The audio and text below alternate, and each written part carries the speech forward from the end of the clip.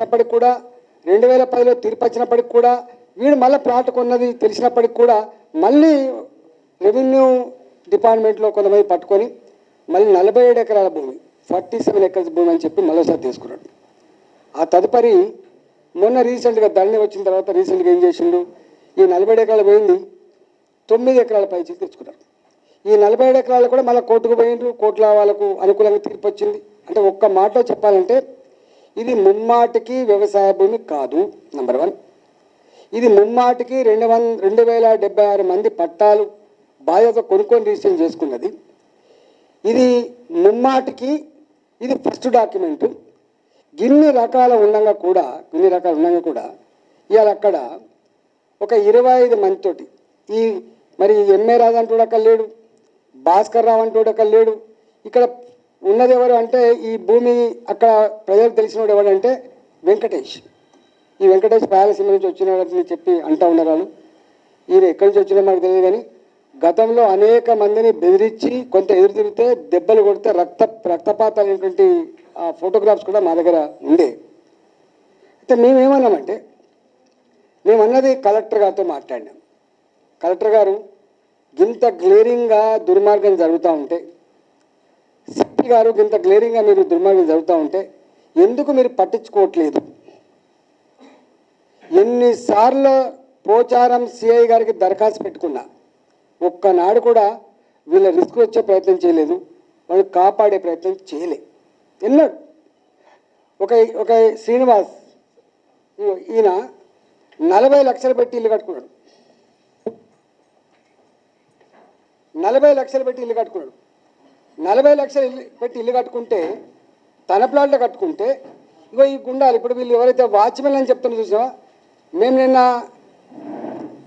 చేయి చేసుకున్నామనేది చెప్తుండ్రో, వాచ్మెన్ అనేది చెప్తుండ్రో, ఈ వాచ్మెన్లు వాళ్ళ నిత్యం పని ఏంటంటే నేను ఇంతకుముందు చెప్పినట్టుగా తాగాలి, తినాలి, మహిళలను వేధించాలి, దౌర్జన్యం చేయాలి, ప్లాట్ గుంజుకోవాలి, వీళ్ళది అది డ్యూటీ. వీళ్ళు పక్కకే ఎక్కడో ఉంటారట 20-25 మంది. అయితే ఇల్లు కట్టుకుంటే ఈ గుండాలు పోయి ఆ ఇల్లును కూలగొట్టారు. చిన్న ఎంప్లాయ్ అయిన వరంగల్ ఎంప్లాయ్ ఆయన అన్నాడు, నా ఇల్లు కూలగొట్టకండి, మీ దండం పెడతాం, ఇది మాది, మేము కష్టపడి కట్టుకున్నాం, నా జీవితంలో మళ్ళీ నేను చేయలేను, బ్యాంకులో లోన్ తీసి కట్టుకున్నా అని చెప్పి కాళ్ళ వేళ్ళ పడ్డా కూడా వినకుండా కూల్చివేసిండ్రు. ఇగో నిన్న మాకు ఫీల్డ్ మీద ఎవడ దొరికిండో ఆ గుండాలు. ఆ తదుపరి మళ్ళీ ఆయన ఏం చేసిందిగా పర్మనెంట్గా బిల్డింగ్ కట్టుకుంటూ ఉంచినట్లేదని చెప్పి చిన్న రేకుల షెడ్ వేసుకున్నాడు.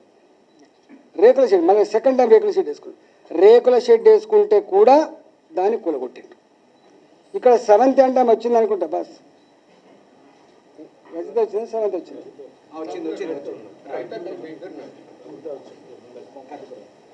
రజిత తన భర్త లేడు, తన కొడుకుతో తన బిడ్డతో ఇక్కడ జీవిస్తుంది.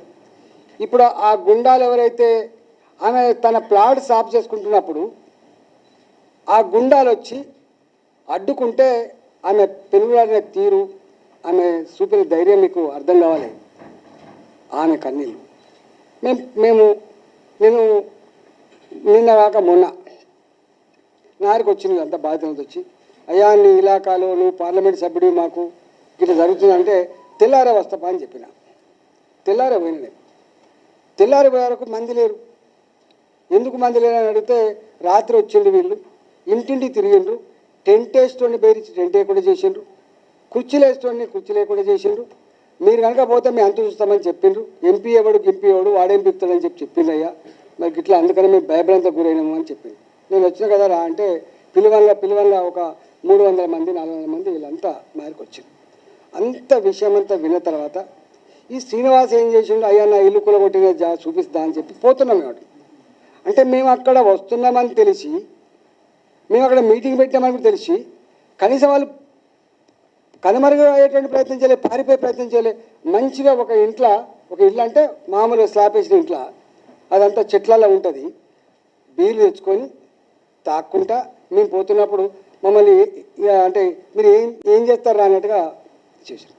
పోదాంపా అన్న అంటే వీళ్ళు అన్నారు వెంటనే, అన్న వీళ్ళే అన్న మమ్మల్ని ఇన్ని నెలలుగా వేధిస్తున్న వాళ్ళు, ఇన్ని నెలలుగా మా రక్తాన్ని కలచూస్తున్న వాళ్ళు, ఇన్ని నెలలుగా మా భూములన్నీ కూడా భయభ్రాంత గురించి గుంజుకుంటున్న వాళ్ళు, ఇక అసలు వాళ్ళు అక్కంటాడు వాళ్ళ గుండాలంతా వీళ్ళు ఉన్నారని అంటే మేము అక్కడికి పోయినాం. పోతే వాడు మమ్మల్ని చూసి కూడా వాడు కనీసం మర్యాద లేదు. అంటే ఎంపీ అంటే గౌరవం లేదు, ఎమ్మెల్యే అంటే గౌరవం లేదు, ప్రజలు అంటే గౌరవం లేదు. అంటే అప్పుడు మేము ఇదంతా జరిగింది.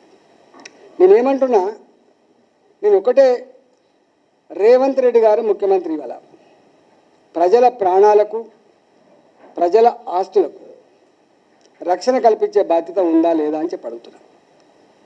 ఇవాళ హైదరాబాద్లో ఇది కొన్ని పత్రికలలో వ్యతిరేకంగా, కొన్ని టీవీ ఛానల్లో 1980 నుంచి మొదలుపెట్టి 1990 వరకు ఈ హైదరాబాద్ చుట్టుపక్కల వందల లేఅవుట్లు జనసంచారం లేని కాడ ఎప్పుడో ఒకనాడు అక్కడికి వస్తాయని చెప్పి 30 రూపాయల నుంచి మొదలుపెట్టి 100 రూపాయల గజం కొనుక్కునే లేఅవుట్లన్నీ కూడా 2007లో ఒక చట్టం వచ్చింది. ఆ చట్టం ఏంటిదంటే ఎల్ఆర్ఎస్, ల్యాండ్ రెగ్యులేషన్ చేసుకునేటువంటి ఎల్ఆర్ఎస్ స్కీమ్ వచ్చింది, ల్యాండ్ రెగ్యులేషన్ స్కీమ్. ఈ గ్రామ పంచాయతీ లేఅవుట్లన్నీ కూడా మళ్ళీ కొంత ఒక ఇండివిజువల్ ప్లాట్ అయితే 1000 రూపాయలు కట్టాలి, లేకపోతే మొత్తం లేఅవుట్ అంతా కలిపితే ఎకరానికి 10,000 రూపాయల చొప్పున కట్టుకొని ఈ లేఅవుట్లన్నీ కూడా మళ్ళీ రెగ్యులైజ్ చేసుకునే యాక్ట్ వచ్చింది. చాలామంది చేసుకున్నారు. ఇవాళ మీరు శంకరపల్లి ఉంది, 460 ఎకరాల భూమి, 460 ఎకరాల భూమి. ఒక్కొక్క ఎకరం నాకు తెలిసి 50 కోట్లు ఉంటుందో 60 కోట్లు ఉంటుందో. అంటే 460 ఎకరాల భూమిని ఎవడు కన్నెత్తి చూడలే. ధరణి వచ్చిన తర్వాత ఈ భూమి అంతా కూడా అగ్రికల్చర్ భూమిగా మార్చేసి ప్లాట్లను కూడా రద్దు చేయించి మొత్తం రాత్రిపూట ఎట్లా రిజిస్ట్రేషన్ చేసిండ్రో, ఆ రాత్రిపూట రిజిస్ట్రేషన్ చేసిన కలెక్టర్ ఎవరో, ఆ కలెక్టర్ ఎట్లా కేసులు ఎదుర్కొంటుండో, ఎట్లా జైలు పాలవుతుందో మీరు చూస్తున్నారు. విలువ 1000 కోట్ల రూపాయల విలువైన భూమి. ఇక్కడ అర్థం ఏంటంటే, ఆనాడు ఆ 10,000 రూపాయలే పేదోడికి చాలా ఎక్కువ.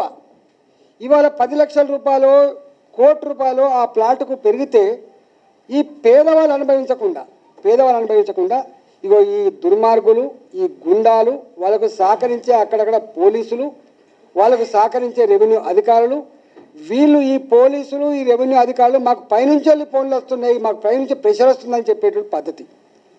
రేవంత్ రెడ్డి గారు అడుగుతున్నా, ఎవరు పైనుంచి వెళ్ళి ప్రెషర్ చేస్తున్నారు? దీని వెనుక ఉన్నటువంటి దుర్మార్గులు ఎవరు? ఈ దుర్మార్గులకు ఇచ్చే పనిష్మెంట్ ఏంది? పేదల ఆస్తులకు రక్షణ ఎక్కడ? పేదల జీవితాలకు భద్రత ఎక్కడ? చెప్పాల్సిన బాధ్యత ముఖ్యమంత్రి రేవంత్ రెడ్డి మీద ఉంది. నేను ఇంకొక మాట కూడా అంటున్నా, ఇవాళ ఒక్కటి కాదు, కొల్లూరు 173 నుంచి 190 సర్వే నెంబర్, 150 ఎకరాల భూమి, కొల్లూరు. ఇవన్నీ మేము బయట పెడతాం, ఇక ఇప్పుడు ఊరుకునే ప్రసక్తి లేదు కాబట్టి వట్టిగా హింటిస్తున్నా. వట్టినాగులపల్లి, గండిపేట మండలం 1000 ఎకరాలు. వట్టినాగులపల్లి, గండిపేట మండలం 1000 ఎకరాలు. ఇది గ్రామ పంచాయతీ ఒకటి.